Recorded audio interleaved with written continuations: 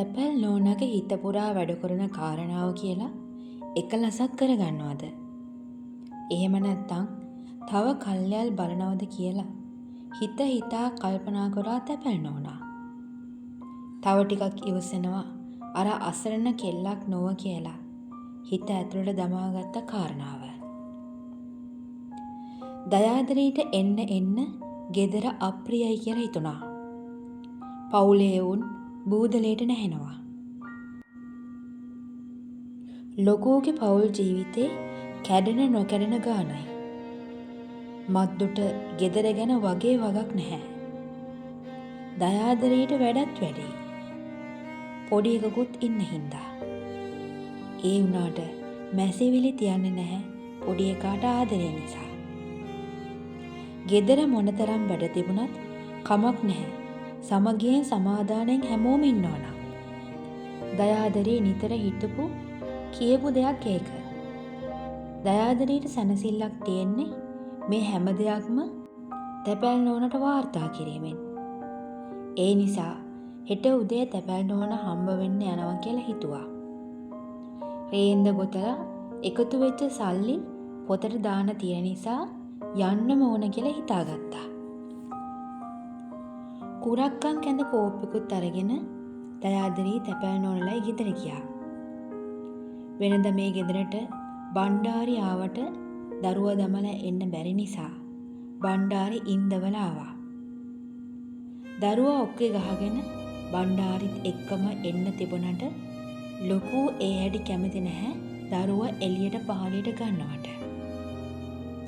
දයාදරී යනකොට තැපැල් නෝනා ලී පෙට්ටියක් තියාගෙන පුස්කොළ පොත් දිගහැරගෙන මහා බරසාර වැඩක්. දයාදරී දැක්කා විතරයි හිනාවක් මූණට ආවා බොහොම ප්‍රියමනාප. ගෑනු දරුවට මතක් වුණයි මාව. බොහොම ලෙන්ගතු ඇහුවේ. හැම තිස්සෙම මතක් වෙනවා. ඒත් ගෙදර වැඩ කප්පරයි. මම බෙහෙතක් හොයනවා. රංගිරි වලව්වේ ඇත්ගාලේ ඇතෙක් අසනීප වෙලා. හිටි හැටිය මද කිපිලා වගේ කෑ ගහනවලු. මද කිපි ඕජසත් කණින් වැක්කිරෙනවලු. ඒ වුණාට ඇතින්නියක් ළඟට දුන්නාම ඒකට ගහලා එලවනවලු.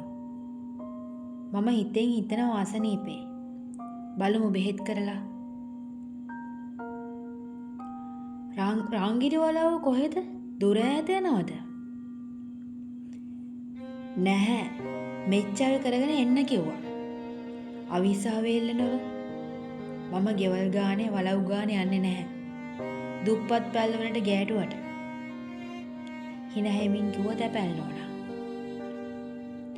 ලී පෙට්ටියක පුස්කොළ පොත් අඩුක් කරා සීරුවට තැපැල් නෝනා. මේ තැපැල් නෝනාගේ පරම්පරාවෙන් ආව වෙද පොත්ත නොදන්න කමට දයාදරී ඇහුවා. තැපැල් නෝන මොහොතක් ඒ පුස්කොළ පොත් දිහා බලාගෙන ඉඳලා සීරුවට පෙට්ටි පියන වහලා දයාදරී අහපු ප්‍රශ්නෙට උත්තර දුන්නා. අපේ පරම්පරාවෙන් ආව වෙද පොත් නෙවෙයි.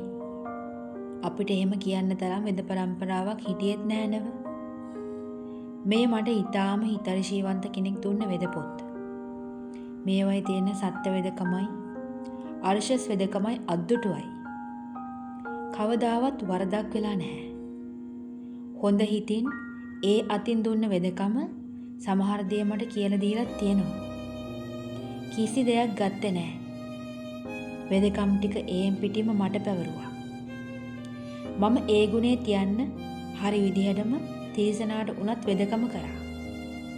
අර්ශස් වෙදකමට මගේ ළඟට ඇවිත් වෙදකම අරගෙන බිම වැටලා වඳිනකොට මම ප්‍රාර්ථනා කරනවා. ඒ උත්තමයා සතුටින් නිරෝගීව ඉන්න කියලා. ඉන්න තැනක හොඳින් ඉන්න ඕනේ. රත්තරනේ සරණි. ධර්මවලු අඹුවක් ඉන්නවනම් මේ පිනේ යන්න ඕනේ ඇත්තන්ටත්. අන්තිම වචන ටික කියද්දී කටහඬ බිඳුන තැපැල් නෝනගේ.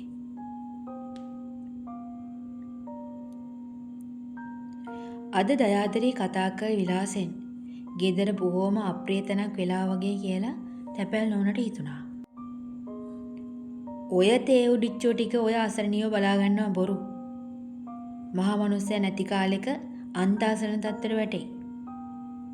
දෑත වැඩක් කියලා දුන්න නිසා යන්තම් දිවිරක ගනි. ඒත් පවුලක් පන්සලක් කරලා දෙන්න කවුදෝ ඉදිරිපත් වෙන්නේ. අදත් රේන්ද සල්ලි ටික පොතට දාන දුන්නාම පින් දුන්නා. තාත්තන්ඩි ගේ දොර ලියලා දුන්නත් හොඳයි.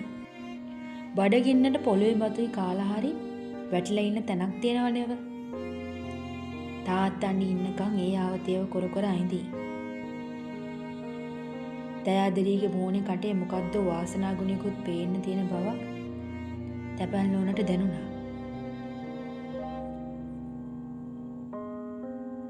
පොඩ්ඩි රංගනාත කවීශ්වරයක සම්බන්ධයක් ඇති කරගෙන. රංගනාත කියන්නේ ගුවන් විදුලියේ වැඩසටහන ඉදිරිපත් කළ නිවේදකයෙක්. කටහඬ බොහොම ලස්සනයි. මනුස්සයාත් ඒ වගේම ලස්සන ඇති කියලා හිතෙන්නේ. අද රංගනාත ගෙදර එනවා. හැබැයි අම්මා තාත්තට පිරිවරාගෙන නෙවෙයිලු. දෙන්නට දෙන්න කැමති නම් අම්මලා තාත්තලා මොකටෝ කියලා රංගනාත අහලා. ඒ වුණාට ඒ කතන්දර අප්පච්චි එක බැරි වෙයි කියලා දයාදරී කිව්වා. මනමාලය එන්නේ හවස තේවලට. කැවුම්, කොකීස්, මූං අලුව හදන්න එපයි කියලා වෙලාසනම පොඩ්ඩි කිව්වා.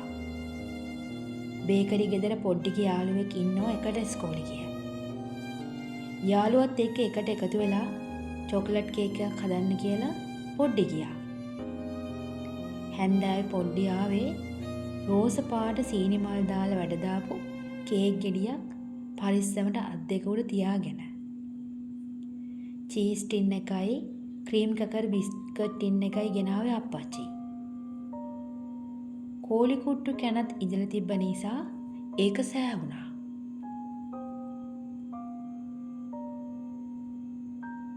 සවස 2ට විතර සුටු සුටු ගාන මෝටර් බයිසිකලයක් ආවා.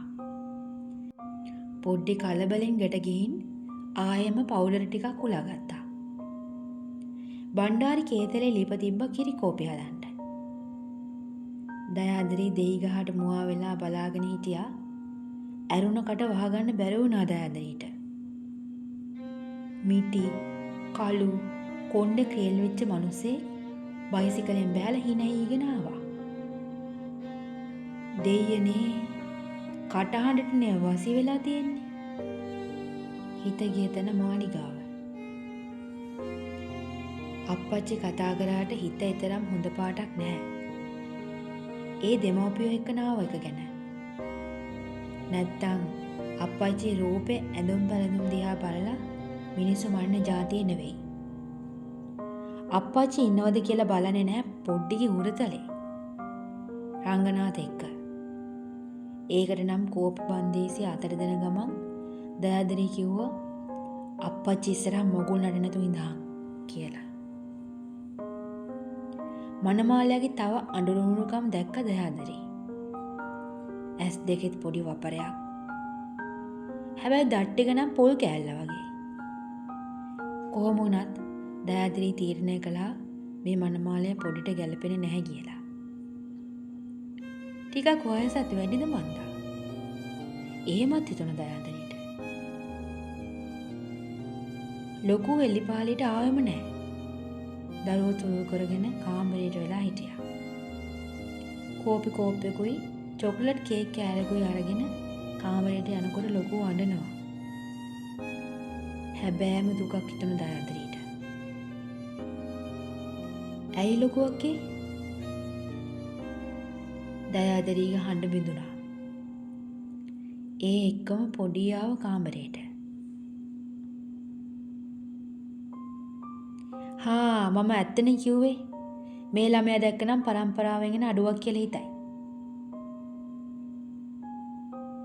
ලොකු නොකියව දේ පොඩි කිව්වා. දයාදරීගේ කෝප වේගය පිට වුණා. තොට මේ වගේ දරුවෙක් නරකේ අර වගේ කාලගෝලයක් නැතුව එපා හිච්චේ කියලා ලොකු පින් සෙන්ඩ් වුණා. පොඩි අඬාගෙන කාමරයට දිව්වා. දයාදරි තව මොනවදෝ කියලා දරුවෝ වඩාගත්තා. අනේ කිරි දරුවා කිසි දෙයක් නොදැන hina කටක් පෑවා. පොඩි කවුරුවත් එක්ක කතා කරන්නේ නැහැ. දැන් පාඩුවේ ඉන්නවා. හැබැයි මහා කල්පනාවක. කාමරයට වෙලා කුරුටු ගන්නවා. කවි ලියනවා කියලා දයාදරි හිතුවේ. මනමාලය ඇවිත් ගියාට පස්සේ වෙච්ච විපර්යාසය. කසාද බඳින එක ගැන කතා නොකරන බව දයාදරිට සහසොත්තයි. මගුල් මතේ නිසා කා එක්කවත් භජනට එන්නේ නැත කියලා දයාදරි පණ්ඩාරි එක්ක කියලා hina වුණා. පෙර පොය දවස නිසා අප්පච්චිත් ගෙදර. හවස ගෙදර කවුදෝ කියලා අහනව ඇහිලා දයාදරි එළියට ආවා. ගෑනු මිනිසෙක් එක් අතකින් දරුවෙක් වඩාගෙන අනිත් අතින් තවත් දරුවෙක් එල්ලගෙන වයසක තාත්තා කියලා හිතන්න පුළුවන් මිනිසෙක් එක්ක. ප්‍රියාදරීගේ ගේ මේකද? එක විදිහේ දයාදරීගේ ඔළුවට ආවේ නැහැ. ඔව්. ඒ එක්කම පොඩ්ඩ එළියට ආවා. අප්පච්චිත් ආවා. ඇයි කියලා පොඩි ඇහුවා.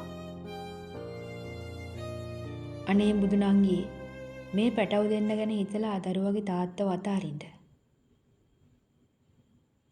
විලාප තියතියා තව මොනවදෝ ඒ ගෑනු කෙනා කියෙව්වා. දයාදරි උඩබිම් වැළුවා. අප්පච්චිගේ මූණට බැලෑරුම් පෙනුමක් ආවා.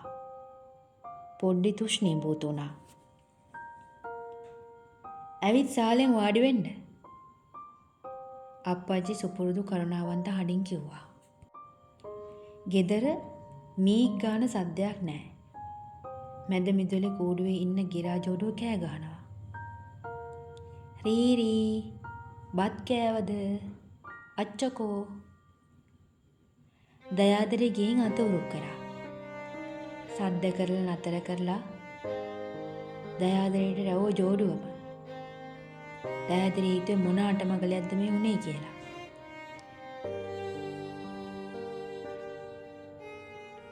උදේ වැඩට යන පොඩි අප්පච්චිට වදිනකොට අප්පච්චි කතා කළා පොඩිට. දැන් ওই කාරණාව අමතක කරලා ඉදිරියට වෙන දෙයක් බලන්න. පොඩි අසරණව ඔළුව වණුවා. පොඩි හිත හදාගන්නේ කියලයි දයාදරිට හිතුනේ. තනියම පාඩුවේ බලාගත්තද බලාගෙන කල්පනා කරන පොඩි දැක්කම හිතට ශෝකයක් ආව දයාදරිගේ. රැට හිමිහිමින් ඉකි ගහන පොඩි ගැන මහා අනුකම්පාවක් ඇති වුණා දයාදරිට. කටහඬට බැඳෙන්නේ නැති බොරුකාරයෙක් කියලා ගෑණිගේ අප්පච්චිත් කිව්වා. මාස 2-3කට වතාවක් අපි කාගේ හරි ළමිස්සෙගේ ගෙදරට යනවා. මොනව කරන්නද? මගේ කෙල්ලන්ට දරු දෙන්නෙක් නේ ඒකකින් දාතක වෙච්චි. අනේ ඒ අප්පච්චි ගීතේ මොන ගින්දරක් ඇත්ත කියලා දයාදරිට හිතුණා. ඒ සිද්ධිය වෙලා සුමාන 2යි. දයාදරි කොස්සාරන් ගේ අතු ගන්න ගියා. මුලින්ම අප්පච්චිගේ කාමරෙන් හැමදාම පටන් ගත්තේ. මේස ළඟට ගියාම ලියුම් කවරයක් දැක්ක මේසෙ උඩ. අප්පච්චි වෙතට පොඩිගේ අත් අකුරු දයාදරි බැලුවා මොකද ලියපු ලියුමක්ද කියලා. ලියුම කියවන්න ගත්ත දයාදරි ගිනි ගත්තා. මම රංගනාත් එක්ක යනවා. මට වෙන කරන්න දෙයක් නැහැ. එච්චරයි හරියටම දයාදරි දැක්කේ. කසාද බැදෝ මිනිහෙක් එක්ක අනික කිසිම ගැළපීමක් නැති මිනිහෙක් එක්ක පොඩි යන්න ගියා. අප්පච්චි ඇස් දෙකේ කඳුළු පුරවගෙන පපුව අතක ගහ කල්පනා කරා.